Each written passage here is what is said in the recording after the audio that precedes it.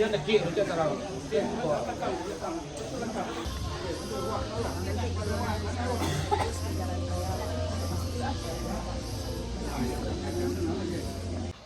datang di panorama lubang Jepang di kota Bukit Tinggi, Padang, Sumatera Barat. Lubang Jepun ini dibikin Jepun dulunya sebagai benteng pertahanan bagi Jepun, dibikin pada tahun 1942 dengan budak paksanya namanya Remusa. Di total panjang di kota Bukit Tinggi lebih kurang 7,5 km. Jadi yang dijadikan destinasi objek wisata cuma 1,5 meter. Jadi dalamnya ada 21 lorong, 42 cabang, masing-masing ada fungsinya bagi Jepun. Angka 2 ini dulunya difungsikan Jepun sebagai ruang amunisi atau bekas tempat peletakan senjata Jepun dulunya. 2 buah ruang makan Romusa, tempat kasih makan budak paksa Remusa tadi. 1 ruang sidang atau tempat mereka meeting. Ini selebihnya bilik-bilik tempat tidur laskar Jepunnya dulunya. Sini lihat poinnya, dapur, penjara sekaligus lubang eksekusi, lubang pembuang mayat. Ini yang nembus ke jurang Ngarisyano yang nggak boleh kita lalui 70 meter ke dasar sungai Ngarisyano gitu. Sini pintu penyergapan tempat mereka rampas hasil panen tani penduduk kampung sini buat kasih makan budak paksa Remusa tadi. Pintu utama pintu penghubung. Jadi pintu penghubung ini bisa nembus ke Jam Gadang, kakak abangnya udah ke Jam Gadang tadi. Bisa nembus ke Jam Gadang, Benteng Fordekok, Bukit Cangang. Jadi yang nembus ke sini, yang angka sebelah sini. Cuman yang dijadikan destinasi objek wisata cuma di sekeliling taman panoramanya aja. Jadi posisinya kita berada di sini, Bang. Turun tangga nanti sampai sini.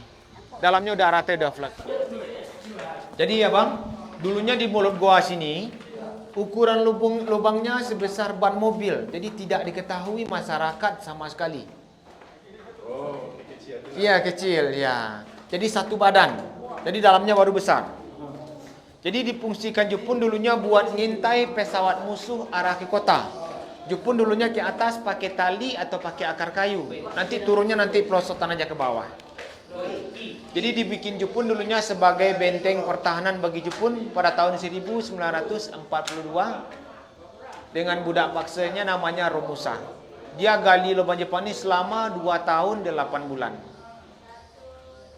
Kalau ini sudah direnovasi tahun 2003. Makanya dilapisi dengan semen supaya jangan diorek-orek tanahnya. Sebab tanahnya ini ada mengandung emas, perak, silika. Makanya dilapisi dengan semen. Oke, sambil jalan. Anak tangga 132 anak tangga. Jadi posisi kita lebih kurang 45 meter dari atas permukaan tadi, dari tempat kereta parkir tadi. Sampai di sini nggak ada sinyal sama sekali, sinyal HP udah habis. Jadi lorongnya ini saya bilang tadi difungsikan Jepang buat ngintai pesawat musuh arah ke kota. Dia akan Jepun perang dunia kedua melawan sekutu dulunya. Oke, betul. Ya, jadi dulunya Jepun ke atas pakai akar kayu atau pakai tali, turunnya nanti pelosotan aja ke bawah. Jadi di mulut guanya di lubang Jepun ini kecil 1 badan, jadi dia merayap ke dalamnya gitu. Turun nanti pelosotan ke bawah. Budak paksanya bukan orang Padang atau orang Bukit Tinggi yang bikin lubang Jepang sini. Budak paksanya mereka culik dari luar pulau Sumatera. Kayak Pulau Jawa, Kalimantan, Sulawesi. Dia tidak mempekerjakan budak paksa penduduk kampung sini. Nanti penduduk kampung sini nanti kalau mereka kerjakan bisa mengenal daerah sini, bahasa sini. Nanti bisa bongkar rahasia Jepangnya. Itu makanya pekerjanya dari luar Sumatera. Ini Kak Bang. Ini udah direnovasi tahun 2003 tadi. Aslinya dari tanah semua. Jadi makanya saya bilang tadi dilapisi tanah, dilapisi dengan semen ini supaya jangan diorek-orek atau dicongkel-congkel pengunjung. Ada mengandung emas, nanti saya buktikan nanti.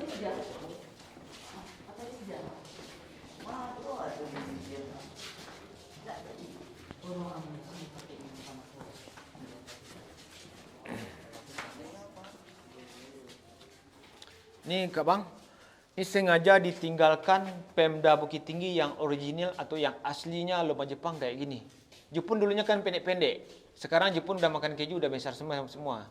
Jadi lorong ini bisa nembus ke kiri, bisa nembus ke sisi kanan dengan bentuk yang sama. Itulah taktik Jepun. Kalau mereka diserang oleh sekutu, dia bisa lari kemana-mana ibarat perangkap tikus.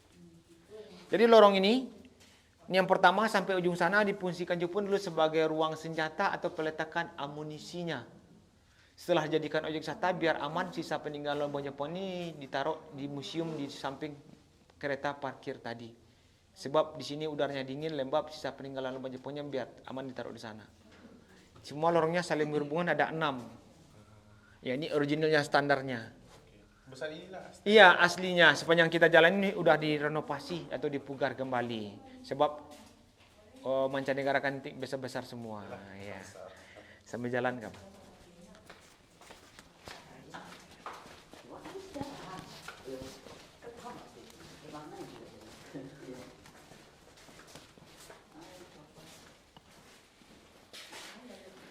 Jadi bang, kalau yang ini juga ruang amunisi atau peletakan senjata. Jadi lubang Jepun ini masih tahap renovasi atau pemugaran. Rencananya Pemda Kota Bukit Tinggi di sini, nak kampung sini, mau dibikin bioskop kecil atau biodrama buat mutar histori sejarah lubang Jepunnya. Tapi sayang udara dalam sini nggak bagus. Kita tidak boleh lama-lama dalam gua Jepun sini, bisa sakit kepala atau radang paru-paru. Itu makanya dihentikan pemugarannya. Yang kita jalani jalan utama aja, kita tidak boleh lama-lama dalam gua Jepun. Iya.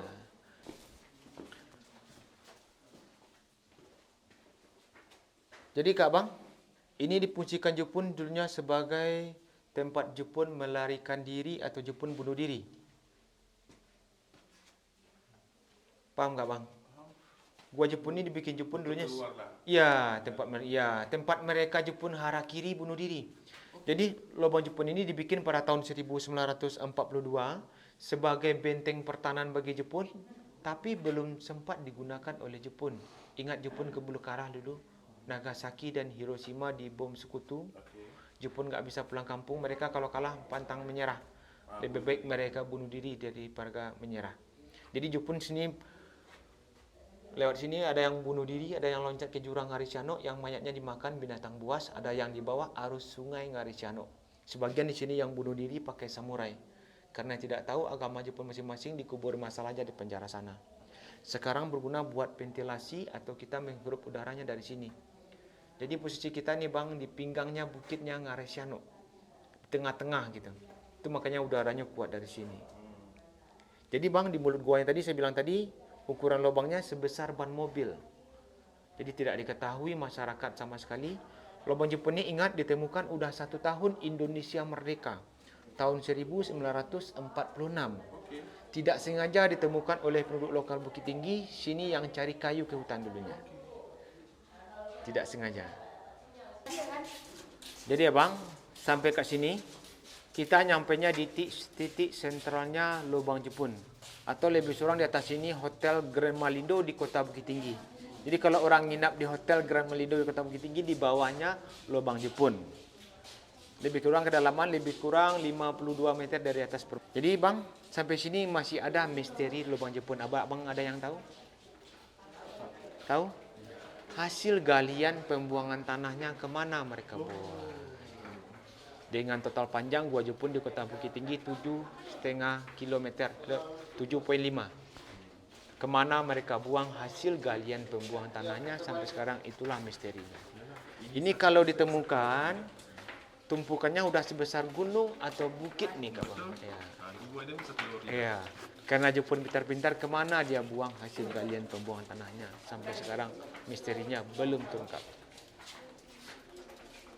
Jadi Bang, dari ujung sana sampai ujung sana masih ada 15 lorong-lorong lagi atau bilik-bilik lagi. Masing-masing ada fungsinya bagi Jepun. Satu di antara dua nih, boleh ke sini. Ini difungsikan Jepun dulunya sebagai tempat kasih makan budak paksa Ramusa tadi. Nenek moyang pekerja paksa Ramusa tadi, mereka dikasih makan di sini cuma 1 kali dengan berbentuk nasi bubur. Gak sebanding dengan mereka bekerja. Mereka bekerja siang dan malam 1 kali 24 jam.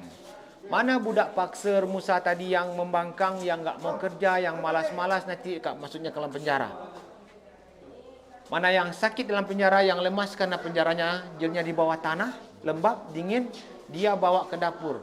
Pura-pura dia bawa ke dapur, pura-pura dikasih makan, pura-pura diobati, padahal mereka dieksekusi.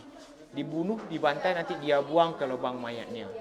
Ribuan budak paksa Musa yang mati di sini dulunya. Karena udaranya di sini dingin, lembab, sisa peninggalan lubang Jepun ini susah carinya. Dengan piring terbuat dari batok kelapa, dengan gelas terbuat dari bambu. Paham nggak bang? Jadi untung dulunya Jepun keburu kalah di Indonesia nih. Kalau nggak kalah Jepun, mungkin kami orang Bukit Tinggi matanya udah sipit semua. Keturunan Jepun semua. Sana kak bang, difungsikan Jepun sebagai pintu pelarian juga. Yang nembusnya ke jurang Ngarai Sianok. Tempat Jepun melarikan diri atau tempat Jepun bunuh diri. Kita mau ke sana? Boleh siap. Ini yang original nih bang. Yang original aslinya lubang Jepun. Dia gali korek selama 2 tahun 8 bulan pakai alat tradisional kayak linggis, cangkul, pahat gitu. Okey. Ya. Ini memang batu. Ya, tanah cadas. Tanah cadas. Dia makin kena air makin keras gitu. Okey. Ini bekas-bekas peninggalan obornya. Penerangan dulunya. Apa itu? Tempat taruh obor, ya labor. Sekarang berguna nih buat ventilasi udara masuk dari sini. Kita menghirup udaranya, AC alamnya.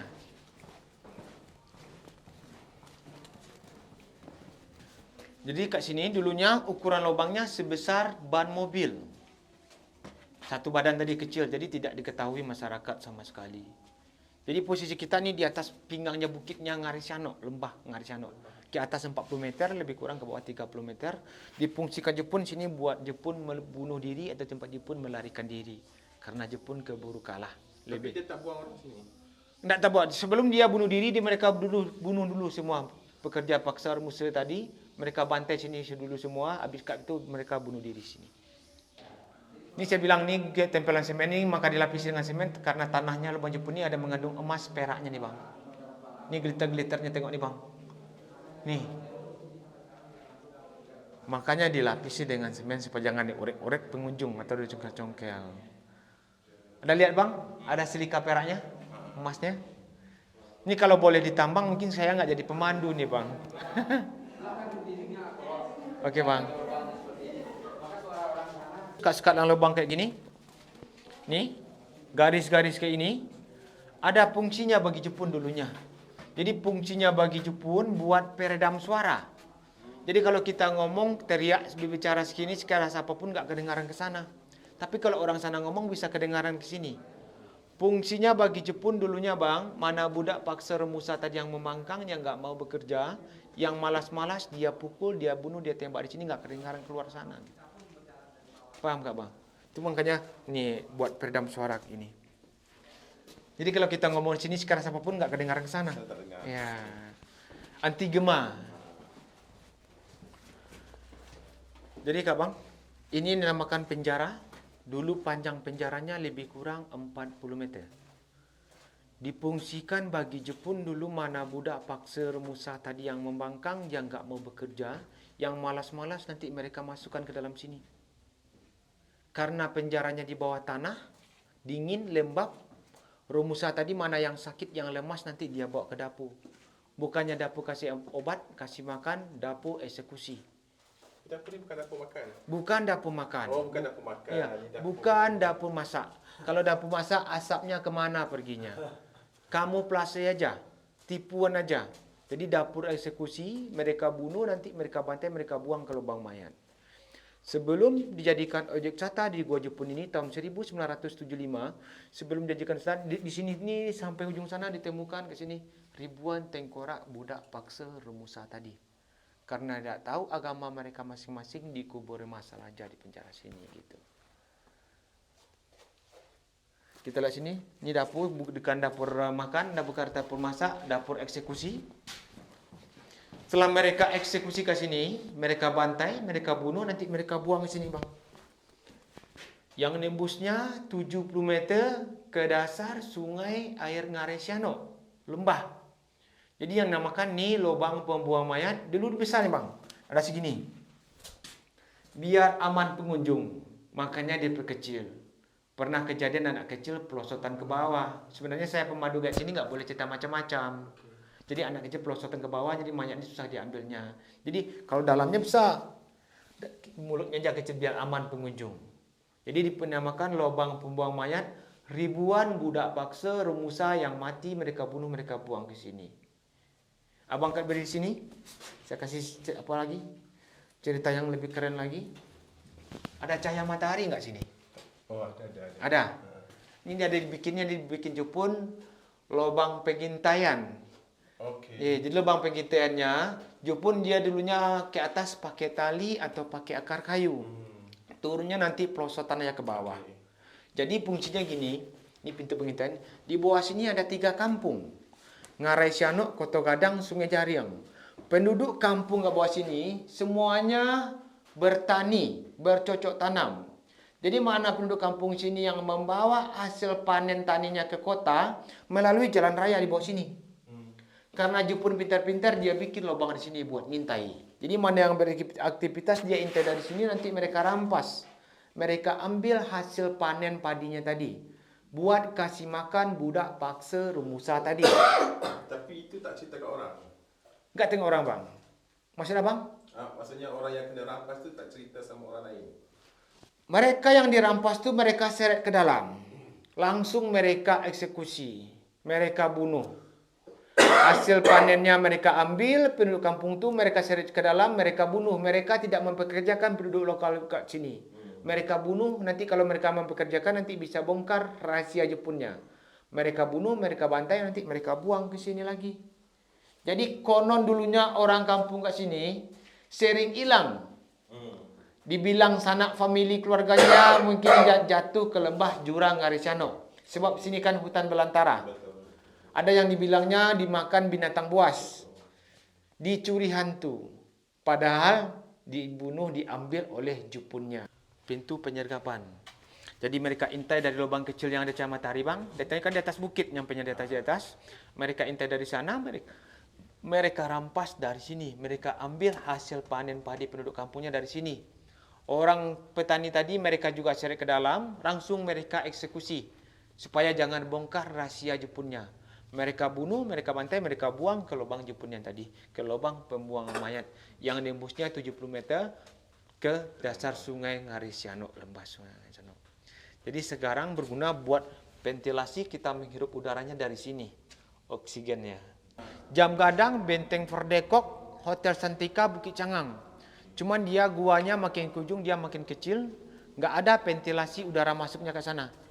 Yang dijadikan destinasi objek wisata cuma sekeliling Taman Panorama dengan panjangnya 1,5.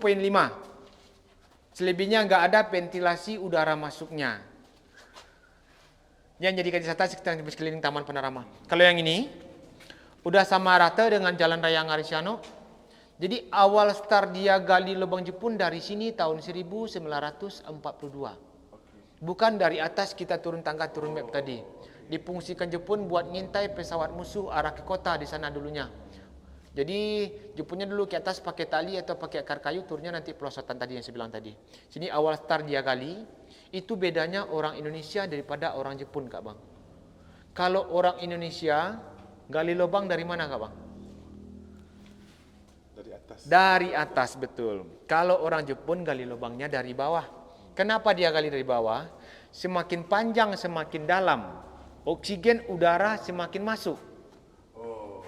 Karena Jepun pintar-pintar.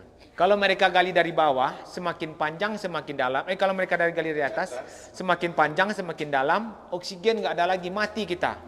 Itu makanya orang Indonesia yang sering gali sumur, yang sering keluar di TV gali sumur, sering mati karena kekurangan oksigennya. Karena Jepun pintar-pintar dia bikin keluar dari sini. Jadi kita keluar sini Ngarai Sianok. Abang foto tadi panorama Ngarai Sianok. Jadi 2 destinasi.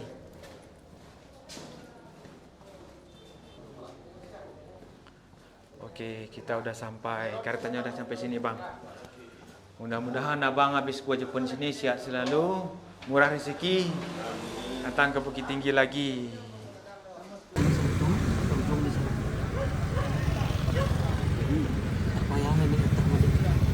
Ini di berburu. Hati-hati jalan Bang Delo.